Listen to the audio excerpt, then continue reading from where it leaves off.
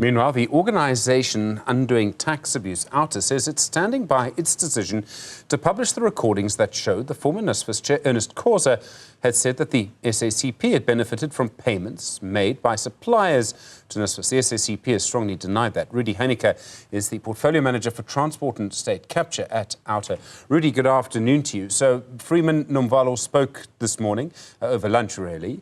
How do you view his investigation? Do you believe that he's got to the nub of some of these problems? Good afternoon, Stephen. Yes. We had, as Mr. Nomvalo alluded to in the press conference, also had a meeting with him last week. The cooperation with the SIU, I think, is a very good idea because the SIU obviously have a tribunal, which means that the cases will get into court quicker. And we have always advocated that, payments of allowances must go directly to students without a third party or a middleman. And now it is happening. I just received, I think, half an hour ago, confirmation of TVET college students that did receive their monthly allowances directly in their personal bank accounts. So it looks like there's a positive movement forward. The people who were involved in what you've suggested is wrongdoing, and I know there are various investigations that I think still may be underway, as you point to, do you think that there is proper accountability from what we've seen so far? There has been, I think, another investigation as well. I don't know if that's going to ensure proper accountability.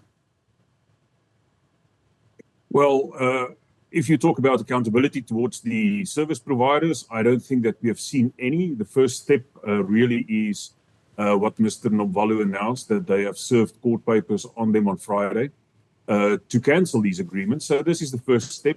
But I do believe that accountability will only be seen with the investigation of the SIU. They have got a proclamation to investigate NSFAS business, as well as the criminal investigations done by the DPCI. And I hope that there we will see the accountability. But at this stage, up until now, we haven't seen any.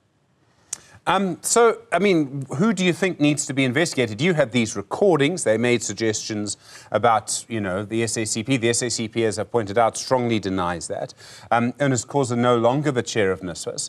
Does it just end with people leaving their jobs, or do you think something more needs to happen? Now, obviously, something more needs to happen, Stephen. If you look at the recent report that came out of Advocate Mokare, who investigated our investigation report, he suggested that Mr. Khosa must be reprimanded. I mean, he's not anymore, involved with any NSFAS business, so how can they remand? I think Mr. Nomvalo also talked about that this morning.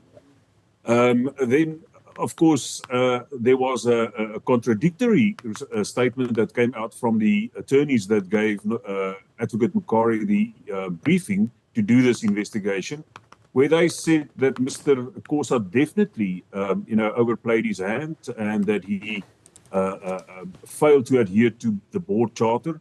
Outa is going further and say, if you look at the Companies Act, I think that there is a case to be made out for Mr. Khosa to be declared a delinquent director.